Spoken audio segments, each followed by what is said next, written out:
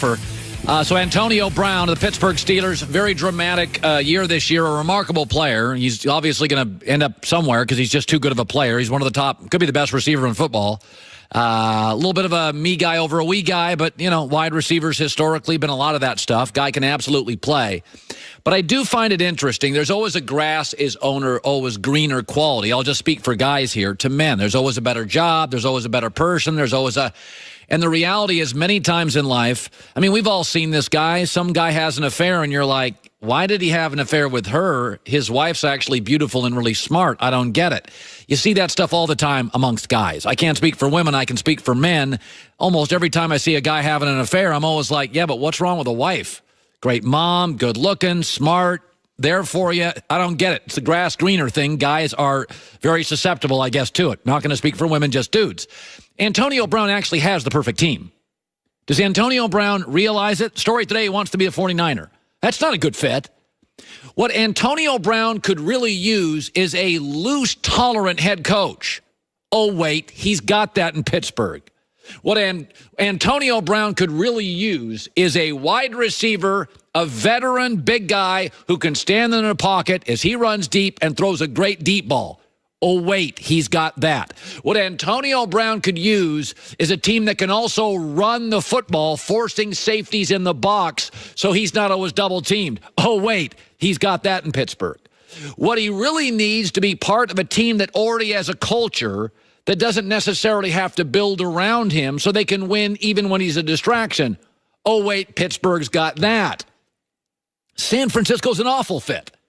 Kyle Shanahan is a rigid, no-nonsense, do-as-I-say coach. Bad fit. Jimmy Garoppolo is a better version of Trubisky, a runaround guy who's very good, intermediate, and under to this point. That's not Antonio Brown's game. The ownership in San Francisco can be flaky, can be sometimes crazed and reactionary to bad behavior. The Niners, let's be honest, when's the last time they had an amazing ground game? Like Antonio, this is the perfect fit for you. A tolerant coach who deals well with stars, a quarterback who, because of his sheer size, can stand in the pocket as you run deep routes and then deliver them accurately, a running game to force safeties away from you and into the box, a complementary receiver limiting double teams, Juju Smith-Schuster, an ownership that is loyal and has dealt with stars favorably for 40 years. This is a grass is greener thing. This is where you should be. If you told me there's this speedy wide receiver, got a little diva, unbelievable talent, runs great deep routes, you'd be like, and by the way, needs a coach who can handle a big personality. That defines the Steelers. Those aren't qualities of Pittsburgh. That defines what the Steelers are. In fact, they are that to a fault. That they're not quite buttoned up. They're a little loose. They're a little too driven by me over we. I mean, if you don't think fit matters in this league, you think Bill Belichick would deal well with Jay Cutler, Cam Newton, Baker Mayfield nonsense? No. Brady and Belichick are a great fit. Passionate, driven, all in, aspirational, can sit and watch film all day. Brady and Belichick are a perfect tandem. DeMarco Murray, behind the Cowboys' own line, led the NFL in rushing. He then went to finesse Chip Kelly in Philadelphia, ran for 700 yards. This whole league's about fit. The whole league is about fit. And Antonio Brown, and he could play anywhere. I mean, he's an unbelievable talent. I would make the argument there's no better fit than Pittsburgh. I mean, this team, the coach, the culture, the running game, the receiver, the complimentary receiver, the deep ball thrower, right up his alley. Joy with the news. No. Turn on the news. This is the Herd Line News. So the Cowboys were slammed nearly all season for being predictable, but that criticism was mostly for their offensive play calling. But in Saturday's divisional round loss to the Rams, the Dallas defense gave up 273 rushing yards. That's almost triple their season average of 95. So So what happened? Well, according to Rams offensive lineman Austin Blythe, the Cowboys were tipping their plays. Blythe told The Ringer they're a defensive line that really likes to move a lot. We had a pretty good tell when they were going to do that. We predicted plus 90% of their play calls. Yeah, that's not great.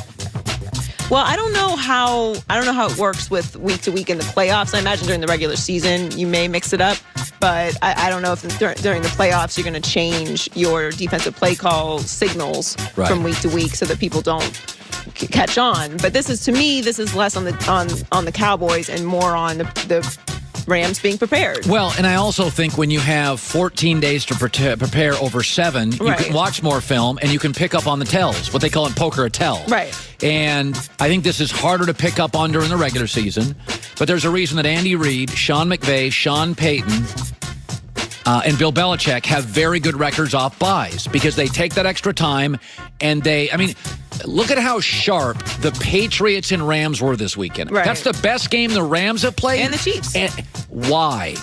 Great coaches, more film. By the way, Dallas is trying to prepare a game plan. They don't have 3 and 4 extra days to look for tells. I mean, that's stuff you get to open a season, off a bye in the playoffs. Right, and in general, those teams that you mentioned, maybe not necessarily the Rams, but, the Saints and Belichick and even Andy Reid to a certain degree, they're not so much worried about preparing their quarterbacks for that moment. Tom Brady is going to watch an excessive amount of film. Drew Brees is going to do that. I don't know how Patrick Mahomes prepares, but he looked pretty prepared to me. So you can focus on those extra little things. Yeah. So for 2 straight years, Nick Foles led the Eagles into the playoffs, and for 2 straight years, Carson Wentz watched. So he addressed the media yesterday and said the pressure of taking the reins back from Foles could come with additional pressure given the success that he's had over the past 2 years. It could. Without a doubt. You look at that and you could say it could put more pressure. You could say coming into the season there was more pressure, but I do everything I can to block that stuff out. Get rid of all that pressure and anxiety or whatever it may be and just play the game freely. At the end of the day, I can't control those. I can't control some of those things, and what I can control is just getting my body right, getting healthy, and getting myself back on the field to prove the player I can be. Wentz may be, unfortunately for the Eagles, unfortunately for Carson Wentz, Nick Foles has had some success, whereas Wentz is kind of falling into that Andrew Luck category where he's been consistently hurt, so we're kind of forgetting how good he is. Yes. Hopefully that's what ends up happening when he does get healthy. We pretty much all assume they're going to move on from Nick Foles, but I got to tell you, it makes me kind of nervous. Well, the one criticism... He's been injury-prone up until this point. Yeah, the one criticism of Wentz, and it's a very fair one, is he struggled to stay healthy. And by the way, Andrew Luck. Now, Andrew Luck's was mostly, though, about a bad O-line. Wentz has had really good O-lines. He tends to be, and we talk about when you have certain gifts in life, if you have a great singing voice, you'll sing in the shower, you'll sing in the car. Wentz is an unbelievable athlete. And so in high school and college, when he got into trouble, he just takes off. Right. You just can't do that as much. And so he tends to be a guy that holds the ball a little longer, tries to... By the way, Aaron Rodgers, the criticism on Aaron has been he tries to make a play, he holds the ball a little longer. If you ever notice guys that aren't overly athletic, Brady, Peyton Manning, Eli Manning, they get rid of the ball quickly. Right. They know they're not going to extend plays. So Wentz is a play extender, and that's where injuries happen. But he does have a lot of pressure on him.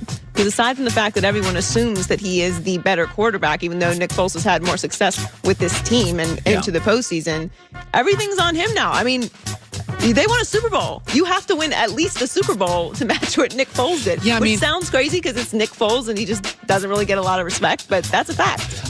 If you ask me this morning, going forward, who I like to win the NFC next year, I would pick the Eagles. I still contend owner, GM, coach, quarterback, and quarterback being Wentz, all A.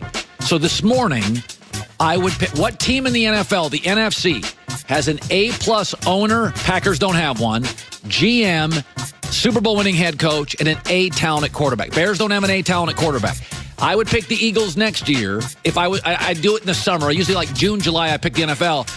And because I don't know who they've drafted, but this organization has shown they can draft and get free agents. Philadelphia is still, to me, despite what we just saw, No, they're should be the favorite. They're going to be in it. They next should be year. the favorite in the NFC next year. By the way, I don't have a good singing voice, and I still sing in the car and in the shower. I used to sing in church when I was little. Really? Well, Yeah. then you have a singing voice. No, I hit puberty, and then now I have this awful squeaky thing I have going on right now.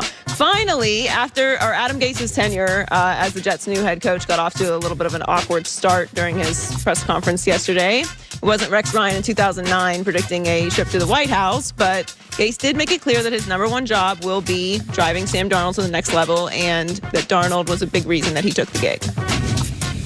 I'm excited because this is really the first time I've been able to get with a guy this young, this early in his career. You know, we're going into year 2, and I mean, he's hungry for knowledge. He wants to be coached, which when you have a type of player that does have the physical traits, this is an exciting thing for me to go through. Everybody's making fun of his intensity in his eyes. He's just an intense dude. I mean, he can see the future with Sam Darnold. I'm sorry, I had to do it. That is just uncalled for. I had to do it. I mean, it's a good point, though. He's worked with Peyton Manning. He's worked with Ryan Tannehill.